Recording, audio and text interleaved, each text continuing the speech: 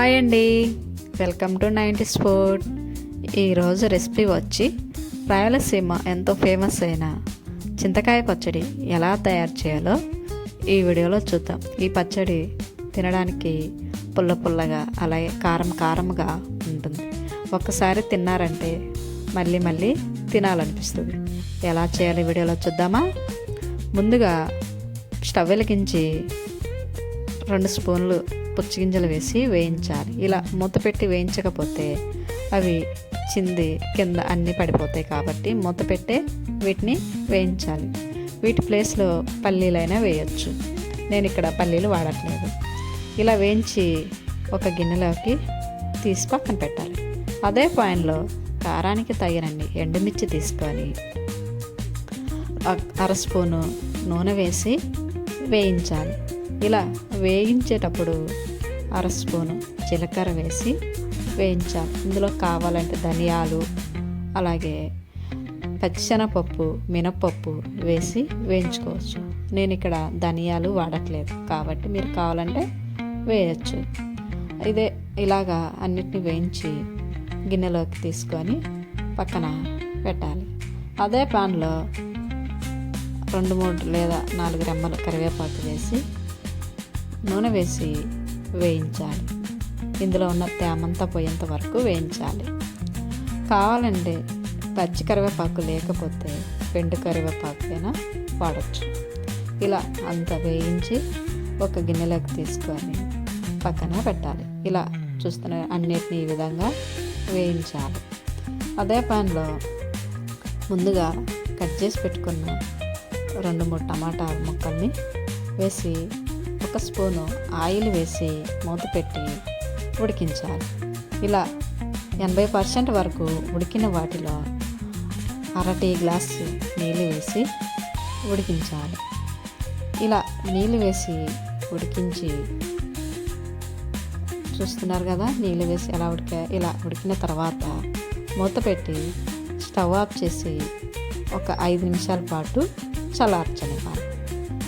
ఇప్పుడు ముందుగా వేయించి పెట్టుకున్న పుచ్చిగింజలు వేసి మెల్లమెల్లగా మెత్తగా దంచాలి. రోట్లోనే దంచాలి కంపల్సరీ అలా ఏమీ లేదు. మిక్సీ అయినా వాడచ్చు. నేను పచ్చడి కాబట్టి నేను ఎప్పుడైనా రోట్లోనే చేస్తాను.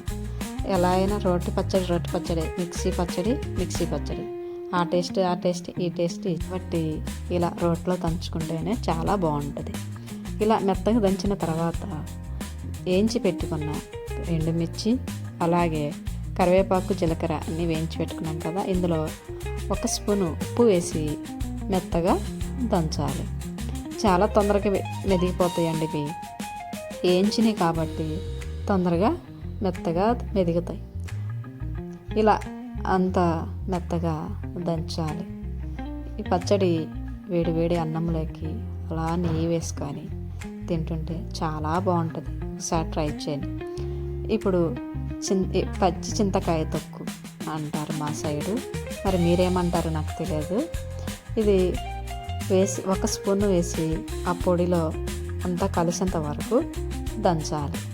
ఇలా దంచిన దాంట్లో ముందుగా వేయించి పెట్టుకున్న టమాటా ముక్కల్ని వేసి ముక్కలన్నీ మెత్తగా అయ్యేంత వరకు కలుపుకుంటూ మెల్లగా దంచాలి. ఇలా అంత దంచిన తర్వాత ఉన్న నీళ్ళు వేసి మెల్లమెల్లగా కలుపుకుంటూ దంచాలి. ఇందులో మీకు చింతకాయ తొక్కు లేకపోతే మన టమాటాలు ఉడికించేటప్పుడు పులుపుకు తగినంత చింతపండు అందులో వేస్తే మెత్తగా ఉడుకుతుంది. చింతకాయ తొక్కు అందరి ఇళ్ళల్లో ఉండదు కాబట్టి చింతపండు అయినా ఇందులో వాడచ్చు. ఇలా దంచే క్రమంలో ఉల్లిపాయ వెల్లుల్లి వేసి దంచవచ్చు. నేను ఇక్కడ ఉల్లిపాయ వెల్లుల్లి ఇలా ఏమీ వేయట్లేదు. ఈ పచ్చడి పల్లీలు కానీ ఉల్లిపాయ కానీ వేయకపోతే 2-3 రోజులు నిల్వ ఉంటుంది. ఇలా ఉప్పు చూసుకొని సరిపోయిందో లేదో, సరిపోతే మళ్ళీ సరిపడా ఉప్పు వేయాలి. ఇలా అంతా వేసి ఒక గిన్నెలోకి తీసుకోవాలి. ఈ పచ్చడి వేడివేడి సంగటి లేదా వేడివేడి అన్నంలోకి నెయ్యి వేసుకొని తింటే చాలా బాగుంటుంది. ఈ పచ్చడికి కాంబినేషన్గా ఆకుకూర పప్పు లేదంటే టమాటా పప్పు ఏ పప్పు అయినా కాంబినేషన్ చాలా బాగుంటుంది. ఒకసారి ట్రై చేయండి. మీకు ఎలా కుదిరిందో కామెంట్ చేయండి. అలాగే నా ఛానల్ కొత్తగా చూస్తున్నారు సపోర్ట్ చేయండి.